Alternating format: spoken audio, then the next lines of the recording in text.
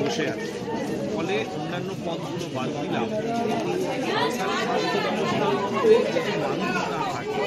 যদি গোটা পশ্চিমবাংলা এই মধ্যে 10 লক্ষ হচ্ছে সরকারি পদগুলো হয়ে পড়ে আছে, সেগুলো পূরণ যদি না হয়, আপনার বাড়িতে যে ডেঙ্গু এবং ম্যালেরিয়া মশা মারার যে ট্রেন যেটা আছে সেটা যদি নিযুক্ত না থাকে, যদি সুপার না নিযুক্ত থাকে, তাহলে সরকারি স্বাস্থ্য বেহাল থাকবে, বাথরুম নোংরা থাকবে, জমি হচ্ছে ওদের মধ্যে পড়ে থাকবে, না থাকলে বাবা মাকে অভিভাবকদেরকে চিকিৎসককে রিকোয়েস্ট করতে হবে যে আপনারা এটা মুছে দিন, তাহলে কিন্তু ঘরটা হচ্ছে নোংরা হয়ে যাবে। ফলে গোটা বিষয়টা হচ্ছে আমাদের হচ্ছে যে অর্থনীতি ব্যয় করার দরকার, কোন খাতায় ঘুরে যা